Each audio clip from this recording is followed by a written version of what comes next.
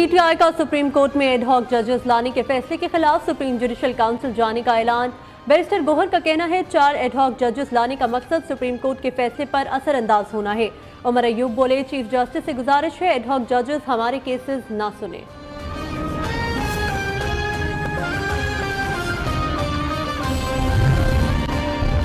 आइन एडहॉक जजेस की तैनाती की इजाजत देता है। मेरी राय में एडहॉक जजेस की तैनाती होनी चाहिए।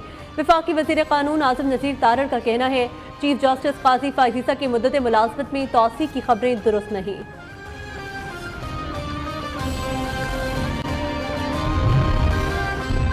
एडहॉक जजेस रखने का बाकायदा आइन में जिक्र है। किसी की पसंद या नापसंद पर आईनी अमल को रोका नहीं जा सकता। वज़ीर आज़म के मशीर बराए सियासी अमूर राना सनाउल्लाह कहते हैं, पीटीआई पर पाबंदी आईनी तरीके से लगाई जाएगी। जस्टिस रिटायर्ड मकबूल बाकिर ने सुप्रीम कोर्ट का एडहॉक जज बनने से माजरत कर ली। मकबूल बाकिर का कहना है, ज़ाती वजूहात के बिना पर एडहॉक जज बनने से माजरत की। एडहॉक जज की तैनाती आईनी है। एडहॉक जज के मामले पर होने वाली तनकीद बिला जवाब है।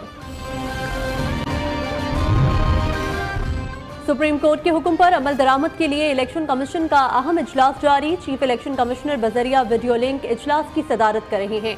सेक्रेटरी इलेक्शन कमीशन, इलेक्शंस और लीगल विंग्स के सरबराहान की ब्रीफिंग।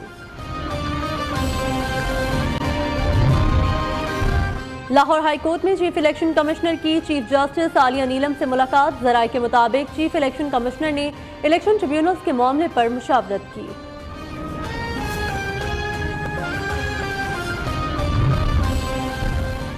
बानी पीटीआई और बुशरा बीबी का तोशाखाना केस में गिरफ्तारी के खिलाफ इस्लामाबाद हाई कोर्ट से रुजू। गिरफ्तारी गैर कानूनी करार देने और रिहाई की इस्तदा। आइंदा किसी केस में गिरफ्तारी हाई कोर्ट के अहकामात से मशरूत करने की भी दरख्वास्त।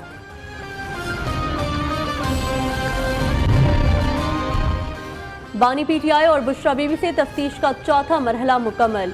नैब टीम ने 1 घंटे तक तोशाखाना तहाइफ के हवाले से तफ्तीश की। मुल्ज़िमान से तोहफे में मिलने वाली बेलग्रेड ज्वेलरी सेट से मुतालिक भी सवालात किए गए।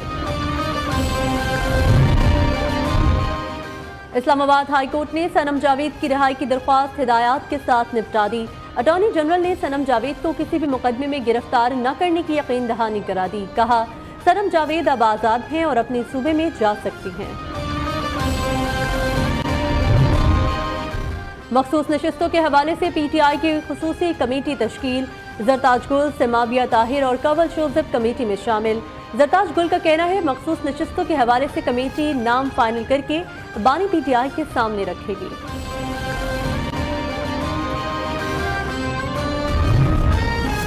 तहरीक इंसाफ का वफाकी हुकूमत के खिलाफ अदम एतमाद लाने का मामला। पार्टी को अपने अरकान असम्बली की वफादारियां बदलने का डर।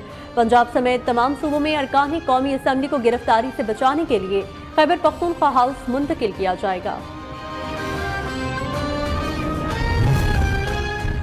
मुल्क भर में 30,000 मेगावाट जरूरत, 45,000 मेगावाट बिजली पैदा हो रही है। इजाफी बिजली के बावजूद लोड शेडिंग क्यों हो रही है? MQM रहनुमा मुस्तफा कमाल का हुकूमत से सवाल। कहा, कैपेसिटी चार्जेस की वजह से यूनिट 8 रुपए से 34 रुपए पर पहुंच गया है। IPPs मुल्क की खजाने और अवाम की जेबों पर सफेद हाथी बन गए। मुल्क में बिजली की तलब के बरक्स बिजली के पैदावारी कारखाने बढ़ाकर कैपेसिटी पेमेंट का बोझ बढ़ा दिया गया।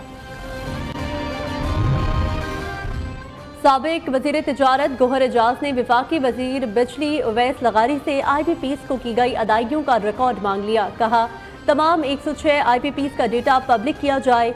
कौम को बताया जाए कि इस बिजली घर ने कितनी बिजली पैदा की और उसे कितनी अदायगी की गई।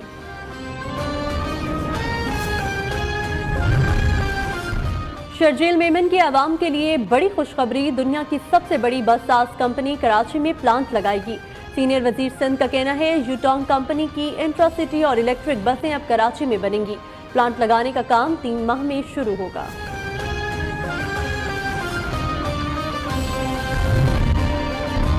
पाकिस्तान स्टॉक एक्सचेंज में एक और नया रिकॉर्ड बन गया। इंडेक्स में 648 पॉइंट्स का इजाफा। 100 इंडेक्स 81,839 पॉइंट्स पर बंद। उधर सोने की कीमत में बड़ा इजाफा। फी तोला सोना 4,600 रुपए महंगा 2,54,000 रुपए का हो गया।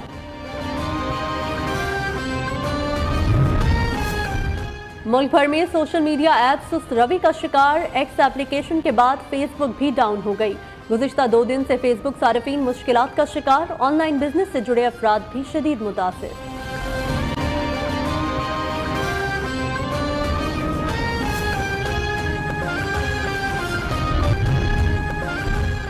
कराची में शदीद गर्मी का राज, शहर का दर्जा हरारत 37 शिद्दत 52 डिग्री महसूस हो रही है।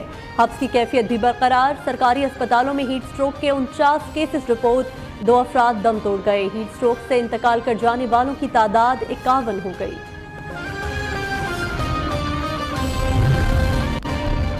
मुल्क भर में मानसून बारिशों का नया स्पेल शुरू, पंजाब के मुख्तलिफ शहरों में बादल खुलकर बरसे।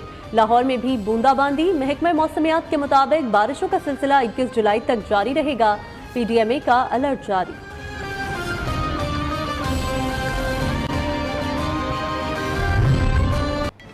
आपको बताएं, बानी PTI की कैदे तन्हाई के प्रोपेगेंडे का पोल खुल गया। बानी PTI से सितंबर 2023 से जुलाई 2024 तक 1635 अफराद ने मुलाकात की। कमरा मुलाकात में 454 मुलाकातें हुई। बानी PTI ने फैमिली से 88 मुलाकातें की, जबकि वकला 223 बार उनसे मिले हैं। तफसीलात सामने आ गई। बानी PTI से 119 सियासी दोस्तों ने मुलाकातें भी की।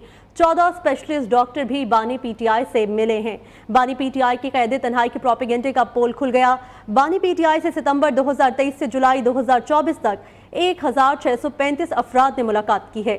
कमरा मुलाकात में 454 मुलाकातें हुई।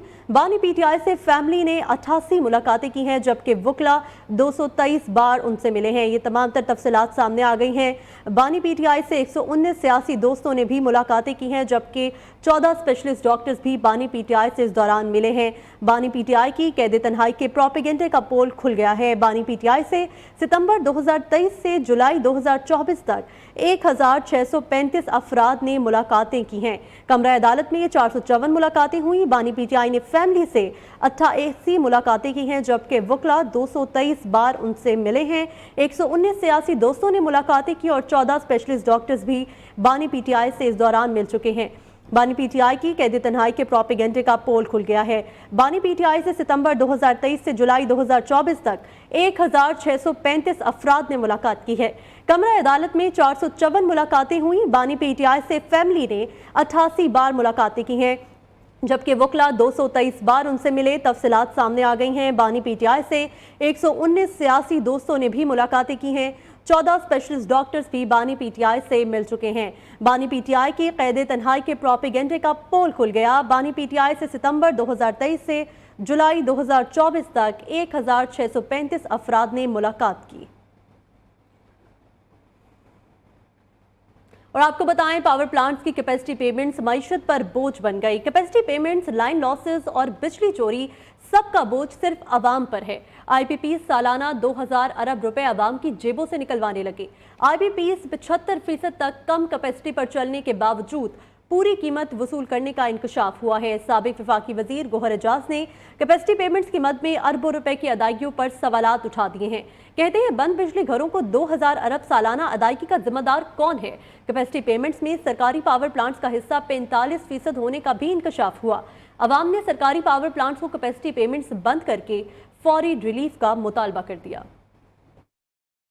कैपेसिटी पेमेंट्स, लाइन लॉसेज और बिजली चोरी, सबका बोझ सिर्फ अवाम पर। IPPs सालाना 2000 अरब रुपए अवाम की जेबों से निकलवाने लगे। तवानाई के शोबे में पावर प्लांट्स को कैपेसिटी पेमेंट्स कौमी सलामती और मुआशी बका का मसला बन गया। हुकूमत विकेट के दोनों तरफ खेलने लगी। कैपेसिटी पेमेंट्स की बहती गंगा में सरकारी पावर प्लांट्स का स्नान। कैपेसिटी पेमेंट्स में सरकारी पावर प्लांट्स का हिस्सा 45% होने का इंकशाफ हुआ है। पावर प्लांट्स को कैपेसिटी पेमेंट्स पर सनतकारों और अवाम की कैपेसिटी पेमेंट जवाब दे गई। साबिक निगरान विफाकी वजीर और सनतकार गौहर एजाज भी पावर प्लांट्स की लूट मार पर बोल उठे। कहते हैं, बिजली के इन नरखों पर इंडस्ट्री चल सकती है, न घरेलू सार्फिन बिल दे सकते हैं। गौहर एजाज ने सरकारी बिजली घरों को कैपेसिटी पेमेंट्स की मद में अरबों रुपए की अदायगियों पर भी सवाल उठा दिया। कहा, IPP से क्या शिकवा, 45% कैपेसिटी चार्जेस तो खुद सरकारी बिजली घर ले जाते हैं। हर सारिफ IPPs मुआहिदों पर फी यूनिट 24 रुपए इजाफी देने पर मजबूर है।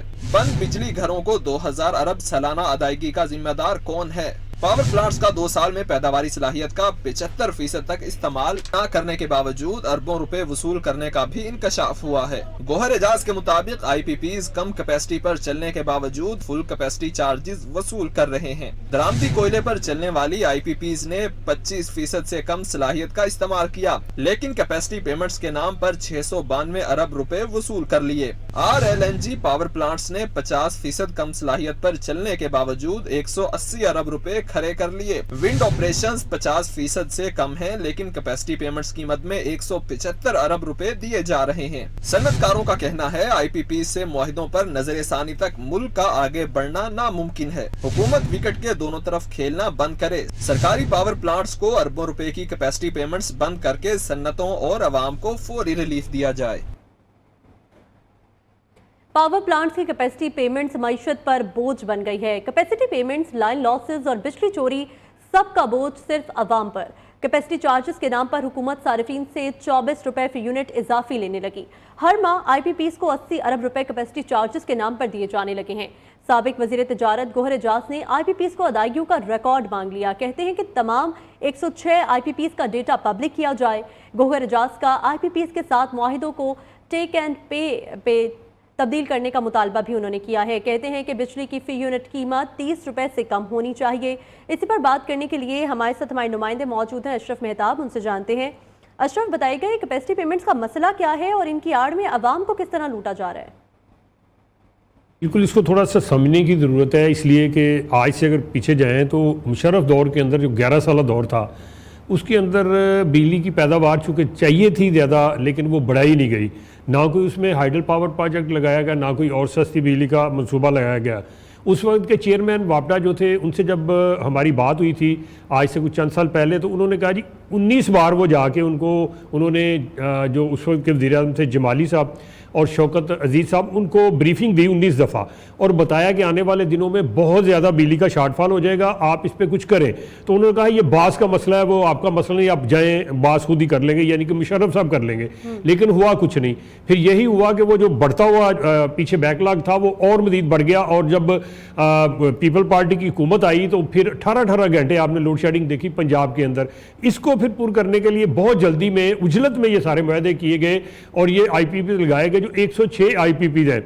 और उसमें ये किया गया कि ये जो IPP थे ये बाहर से लोगों ने कम लगाए हैं, इन्वेस्टमेंट कम आई है। चीन एक ऐसा मुल्क है जिसने CPEC के हवाले से लगाए, अब बाकी जो सारे हैं वो हमारे यहाँ पे जो टेक्सटाइल मिल से तल्लक रखते हैं, शुगर मिल से तल्लक रखते हैं, खाद्य बनाने वाले हैं, या फिर वो सरकारी IPP हैं वो लगे हैं यहाँ पे। और अब आलम यह है कि ये IPP जो है ये इस वक्त अजाब बन के सारे सार्फिन पे गिरे हुए हैं, जिसमें सनती सार्फिन है, जिसमें घरेलू सार्फ है, कमर्शियल है, जनरल है, ज़रूरी सार्फिन है। अब थोड़ा सा इसमें इसकी थोड़ी तफसील मैं आपको बता देता हूँ। जो घरेलू सारफ है इसके ऊपर अभी जो रिसेंटली बर्डन डाला गया है, फी यूनिट बुनियादी जो यूनिट बढ़ा दिया गया वो 5 पे 51 पैसे है, और उसका यूनिट जो कर दिया गया वो तकरीबन 59 पे 96 पैसे कर दिए गए। कमर्शियल सारफ की बात करें तो 8 रुपये 4 पैसे बढ़ा के उसका यूनिट जो है 77 रुपये 15 पैसे कर दिया गया। जो ज़राअत से तल्लक रखते हैं ज़री सार्फिन ने उनके यूनिट में 6 रुपये 62 पैसे इजाफा किया है बुनियादी में, और ये 46 पे 83 पैसे तक चला गया है। जनरल सर्विस की बात करें तो 3 पे 61 पैसे बढ़ा के तो इसको 61 रुपये 3 पैसे कर दिया गया। अब ये जो इतनी बड़ी अमाउंट की गई है, ये क्यों की गई है? जो IPP लगे हुए हैं जो कम। जी ठीक है अशरफ, आप साथ ही रहेगा। हमें ज्वाइन किया है FPCCI के कायम मकाम सदर साकिब मगू, माहिर मईशत आबिद सलेरी और माहिर कानून सलमान मंसूर भी हमारे साथ मौजूद हैं। तो रुक कर लेते हैं आबिद सलेरी का। आबिद साहब, बताइएगा कि गौहर एजाज ने IPPs को अदायगियों का रिकॉर्ड मांगा है और उनका कहना है कि सरमायाकारों के एतमाद के नाम पर करप्शन और बद इंतजामी की जा रही है, तो क्या कहेंगे आप इस पर? देखिए, IPPs इस वक्त हमारे गले में अड्डी की तरह फंस चुके हैं। जिस वक्त ये लगाए गए थे उस वक्त पावर एट एनी कॉस्ट की बात हो रही थी। हमें पता है कि 10-10, 12-12 घंटे लोड शेडिंग होती थी, लेकिन वो जो फॉल्टी एग्रीमेंट्स थे आज उनको अब संभालना मुश्किल हुआ पड़ा है। और गौहर एजाज साहब खुद भी केयर टेकर कैबिनेट का हिस्सा रहे हैं।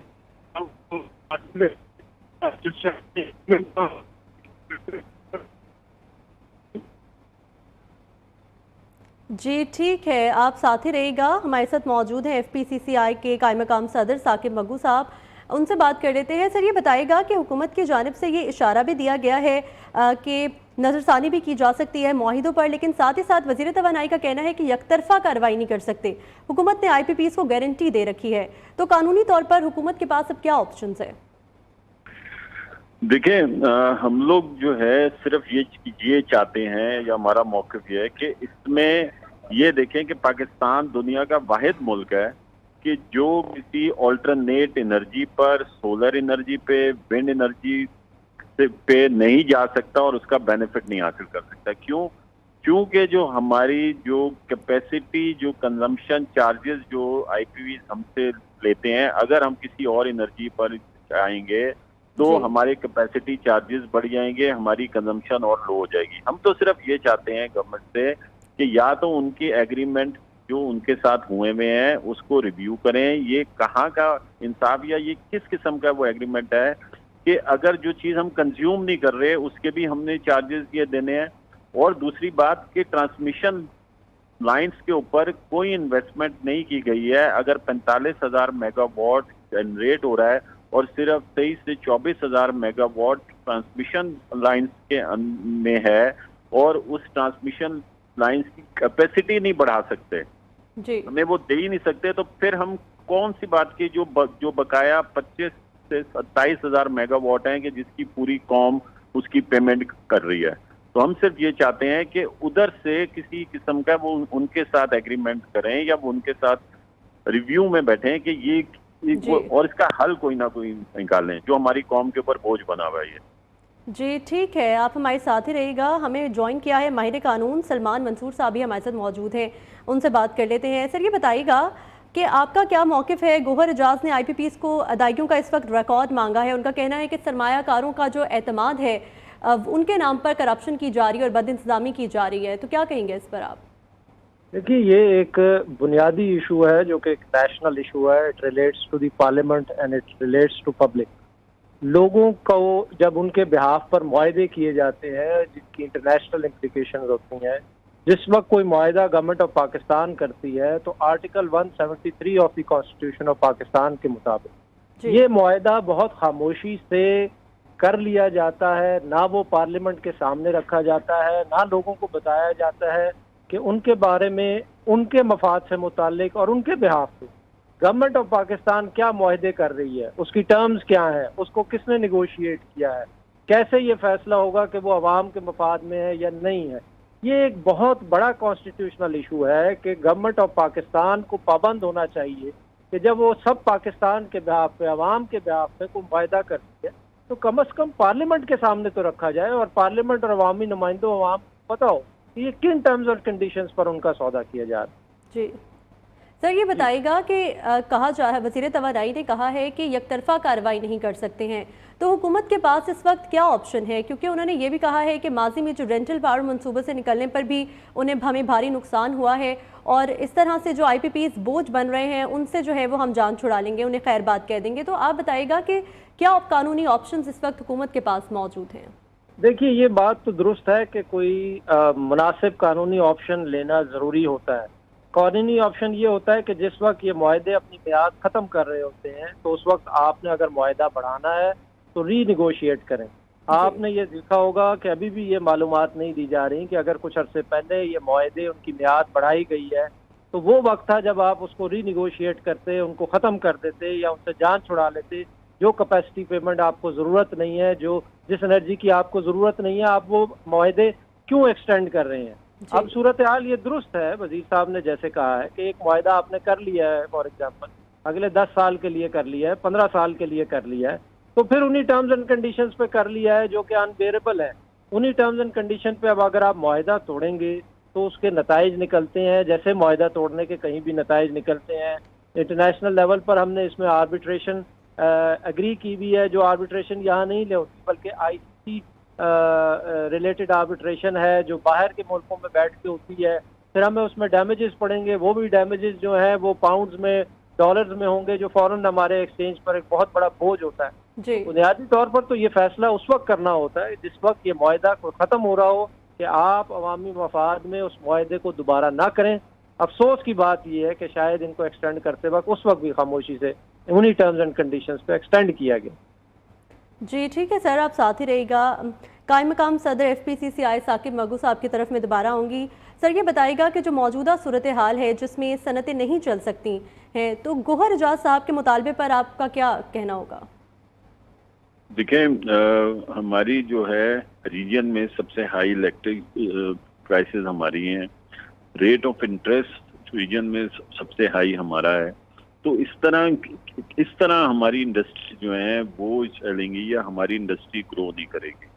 हमने उधर जब गवर्नमेंट की तरफ से आया, जब 10 रुपए बिजली का रेट कम किया और ये भी साथ में आया कि 150 अरब रुपए का गवर्नमेंट को इसके ऊपर बोझ पड़ा है, तो हमने उस वक्त हमारी फाइनेंस मिनिस्टर के साथ मीटिंग हुई थी, हमने उसमें उसको कहा कि अगर सिर्फ 150 अरब का जो आप कह रहे हैं कि बोझ पड़ा है और उससे 10 रुपए कम कर दिया आपने हमारा रेट, अगर आप 10 रुपए और रेट कम कर दें हमारा, तो हम आपको 350 अरब का रेवेन्यू मजीद जनरेट करके दे देंगे। प्लस जब ये 10 रुपए और कम करेंगे, हमारी कंजम्पशन बढ़ जाएगी। देखिए, वाहिद हल है इस वक्त, अगर आप रिव्यू नहीं करना चाहते रेट, तो आपको बिजली का रेट कम करना पड़ेगा। बिजली का रेट कम करने से जो इंडस्ट्री बंद हो चुकी है या जो इंडस्ट्री बंद होने जा रही है वो इंडस्ट्री फिर से जो है वो अपनी कंजम्पशन स्टार्ट कर देगी। और उसका वाहिद हल यही है, जैसी कंजम्पशन हमारी बढ़ेगी तो हमारी कैपेसिटी चार्जेस जो हैं वो कम हो जाएंगे हमारे, तो उसकी वजह से हमारी जो कॉस्ट ऑफ एनर्जी है वो कम हो जाएगी। अदरवाइज इसका और कोई हल नहीं है कि हम ये कहें कि हमारी इंडस्ट्री सर्वाइव कर जाए। इन एनर्जी प्राइसेस के ऊपर कोई इंडस्ट्री सर्वाइव नहीं कर सकती। सर ये बताइएगा कि 52% जो हमारी IPPs हैं वो हुकूमती लोग हैं, तो उस हवाले से क्या आवाम को रिलीफ नहीं देना चाहिए? आबिद सलेठी साहब, आपसे ये सवाल है, बताइएगा कि जैसा कि अभी आपने बात सुनी, उन्होंने कहा कि अगर रिव्यू नहीं कर सकते तो फिर हमें कीमतें कम करनी पड़ेंगी इलेक्ट्रिसिटी की, क्या कहेंगे आप इस पर? देखिए, जो कास्ट ऑफ जनरेशन इस वक्त चल रही है उसमें शायद हुकूमत के पास बहुत ज्यादा फ्लेक्सिबिलिटी नहीं होगी कीमतें कम करने की, लेकिन एक चीज जो प्रैक्टिकली पॉसिबल है वो इन IPPs का एनर्जी ऑडिट करवाना है, क्योंकि इनमें से कोई भी IPP, खा वो हुकूमती हो या गैर हुकूमती हो, वो अपनी कैपेसिटी के मुताबिक बिजली प्रोड्यूस नहीं कर रहे, जबकि जब उनको कैपेसिटी पेमेंट चार्जेस हम देते हैं तो वो हम उनको जो स्टेटेड कैपेसिटी है उसके मुताबिक देते हैं। नाज़रीन की जो है सहूलत के लिए आसान ज़बान में मैं बात कर दूं कि जैसे गाड़ी का मीटर होता है उस पर 200 किलोमीटर तक का लिखा होता है और गाड़ी 100 या 125 किलोमीटर पर आवर चल रही होती है, तो इसी तरह से ये जो IPPs लगाए जाते हैं, जो पावर जनरेशन प्लांट, इनके एक मैक्सिमम कैपेसिटी होती है और ये सब कुछ 30% या 40% अपनी कैपेसिटी पे चल रहे हैं, जबकि ये जो हमसे सार्फिन से या हुकूमत से जो कैपेसिटी पेमेंट चार्जेस ले रहे हैं वो अपनी मैक्सिमम कैपेसिटी पे ले रहे हैं।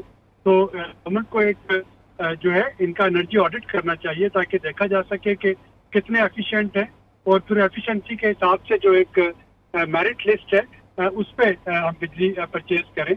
इस वक्त ना सिर्फ ये कि जो मुआहदे पार्टी है, इंफ्रास्ट्रक्चर का प्रॉब्लम है, बल्कि हमारे पास प्रॉपर मॉनिटरिंग एंड वैल्यूएशन भी नहीं जिसकी बेसिस पे हम थोड़ी सी इन चीज़ों को अपनी तरफ टिल्ट कर सके।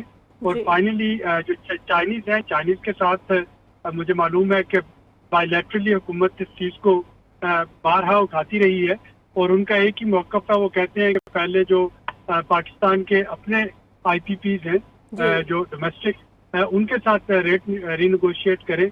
रीनेगोशिएट करने की ही ज़रूरत है। आबिद सलेठी माहिर मईशत हमारे साथ मौजूद थे, इससे बहुत शुक्रिया आपके वक्त का। इसके अलावा हमें ज्वाइन किया था माहिर कानून सलमान मंसूर ने और कायम मकाम सदर FPCCI साकिब मगू भी हमारे साथ मौजूद थे। आपके वक्त का भी बहुत शुक्रिया। इसके अलावा अशरफ मेहताब हमें अपडेट कर रहे थे, आपका भी बहुत शुक्रिया। आगे बढ़ें और बात करें, MQM रहनुमा मुस्तफ़ा कमाल ने IPPs की अदायगियाँ कौमी सलामती से बड़ा मसला करार दे दिया। मुस्तफ़ा कमाल कहते हैं ये पाकिस्तान की बका, सलामती और सिक्योरिटी का मसला है। कैपेसिटी चार्जेस के चक्कर में बिजली महंगी हो गई, 8 रुपए का यूनिट 34 रुपए का हो गया है। IPPs को बिजली न देने पर भी डॉलर में अदायगियाँ की जा रही हैं। कराची में प्रेस कॉन्फ्रेंस में मुस्तफ़ा कमाल ने कहा, पावर सेक्टर मिस मैनेजमेंट सबसे बड़ा मसला है।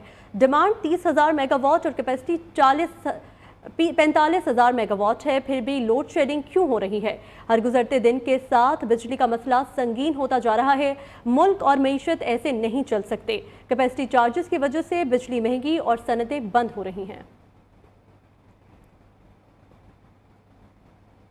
यहाँ वक्त हुआ एक ब्रेक का, हमारे साथ चलिए। सुप्रीम कोर्ट के मखसूस नशिस्तों के हवाले से फैसले के बाद इलेक्शन कमीशन का पहला बाज़ाब्ता इजलास। अदालती फैसले का मुख्तलिफ पहलुओं से जायजा लिया गया।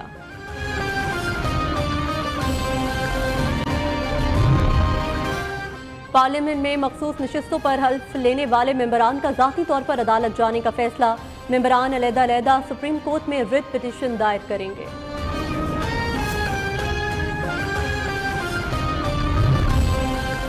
और डेरा इस्माइल खान में होने वाली दहशतगर्दी से दिल इंतहाई रंजीदा। अफगान सरजमीन पाकिस्तान में दहशतगर्दी के लिए इस्तेमाल नहीं होनी चाहिए। चेयरमैन पाकिस्तान उलमा काउंसिल हाफिज ताहिर अशरफी की प्रेस कॉन्फ्रेंस।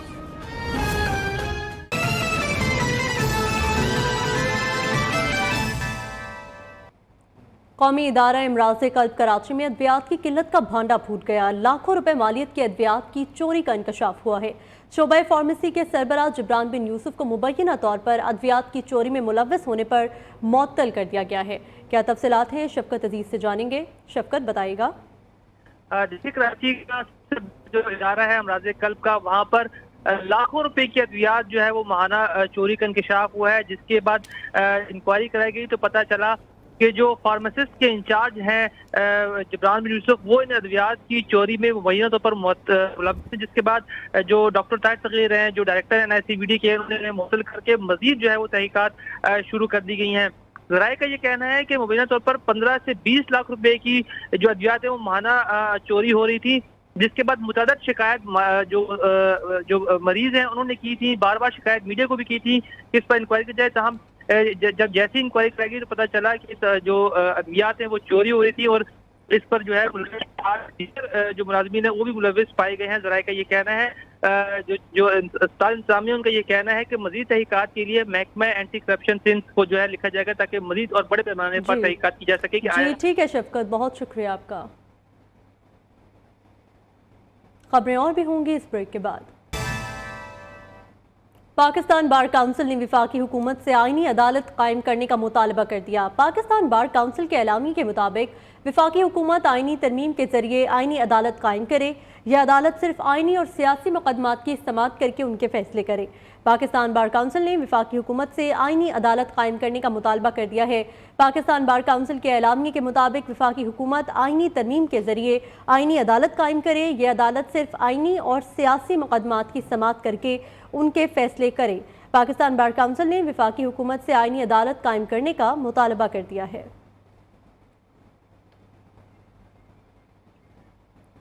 सुप्रीम कोर्ट के मखसूस नशिस्तों के फैसले से मुतालिक इलेक्शन कमीशन का पहला बाज़ाब्ता इजलास। फैसले के मुख्तलिफ पहलुओं का जायजा लिया गया। इस हवाले से मजीद जानेंगे नुमाइंदा न्यूज़ जावेद नूर से, जो इस वक्त इलेक्शन कमीशन में ही मौजूद हैं। जावेद बताइएगा। कौमी असम्बली और सूबाई असम्बली की मखसूस नशिस्तों के हवाले से सुप्रीम कोर्ट की जानिब से 12 जुलाई को जो फैसला सुनाया गया था, उस हवाले से आज इलेक्शन कमीशन में पहला बाज़ाब्ता इजलास हो रहा है। चीफ इलेक्शन कमिश्नर शहर में मौजूद नहीं है, लेकिन वीडियो लिंक के ज़रिए वो इजलास में शिरकत कर रहे हैं। और इस इजलास में सेक्रेटरी इलेक्शन कमीशन और इसके अलावा लॉ विंग के जो DG हैं वो ब्रीफिंग दे रहे हैं। और जो सुप्रीम कोर्ट की जानिब से फैसला सुनाया गया था उसके मुख्तलिफ पहलुओं का जायज़ा लिया जा रहा है। और इस बात का जायज़ा भी लिया जा रहा है इजलास में कि सुप्रीम कोर्ट के फैसले पर अमल दरामद किया जाए या इस हवाले से नज़रसानी की कोई दरख्वास्त जो है वो दायर की जाए। इस हवाले से सुप्रीम कोर्ट की जानिब से जो फैसला सामने आया था, उस फैसले में कहा गया था कि जो 77 नशिस्तें हैं जिनमें कौमी और सूबाई असम्बली की नशिस्तें शामिल हैं, इस हवाले से पाकिस्तान तहरीक इंसाफ अपनी फहरिस्तें जो हैं इलेक्शन कमीशन में जमा कराए। अभी तक ये फहरिस्तें इलेक्शन कमीशन में जमा नहीं करवाई गई। जब ये फहरिस्तें जमा कराई जाएंगी मुकर्रर वक्त के दौरान, तो फिर इलेक्शन कमीशन जो फहरिस्तों में नाम जो है वो दिए जाएंगे, उन नामों को जो है मुख्तलिफ कौमी और सूबाई असम्बली की नशिस्तें जो है अलाट की जाएंगी। ताहम आज बड़ा अहम इजलास हुआ इलेक्शन कमीशन में और इसमें अहम फैसले हुए। और इलेक्शन कमीशन के ज़राए का कहना है कि इस हवाले से जल्द ही मीडिया को उन फैसलों से आगाह किया जाएगा। जी जावेद, बहुत शुक्रिया आपका। मखसूस नशिस्तों पर मुअत्तल अरकान असम्बली इलेक्शन कमीशन से रुजू करने लगे हैं। नून लीग के मुअत्तल रुकन असम्बली तहसीन फवाद ने इलेक्शन कमीशन में दरख्वास्त दे दी। दरख्वास्त में कहा गया है कि नजरसानी अपील के फैसले तक मेंबरान को डी नोटिफाई किया जाए। दरख्वास्त में तहसीन फवाद ने मौक़िफ़ इख्तियार किया है कि उन्होंने 8 मार्च को मखसूस नशिस्तों पर बतौर रुकन पंजाब असम्बली हल्फ उठाया था। नून लीग ने 12 जुलाई के सुप्रीम कोर्ट के मुख्तसर फैसले के खिलाफ नजरसानी अपील दायर की। दरख्वास्त में कहा है कि नजरसानी अपील के फैसले तक शॉर्ट ऑर्डर की बुनियाद पर डी नोटिफाई किया जाए। जावेद आलम ओढो को एक बार फिर कराची पुलिस चीफ तैनात कर दिया गया है। नोटिफिकेशन के मुताबिक जावेद आलम ओढो दूसरी मरतबा कराची पुलिस चीफ तैनात हुए हैं। तफसीलात जानेंगे नसीम आदिल से। नसीम बताएगा। देखिए मनाइल, ये ग्रेड 21 के पुलिस ऑफिसर हैं जावेद अख्तर ओढो। इनको अब से कुछ देर पहले चीफ टेक्नीशियन ने कराची पुलिस चीफ तैनात किया है। जावेद अख्तर ओढो इससे पहले भी कराची पुलिस चीफ तैनात थे। इससे पहले इमरान लाको मीनाज के जो कराची के CTT के एडिशन है, जिसे उनके पास कराची पुलिस चीफ का चार्ज था, अब से कुछ देर पहले जावेद अख्तर ओढो को दोबारा कराची पुलिस का चार्ज दे दिया गया है। जी ठीक है, बहुत शुक्रिया आपका। इसी के साथ न्यूज़ स्टूडियो से फिलवक्त इतना ही।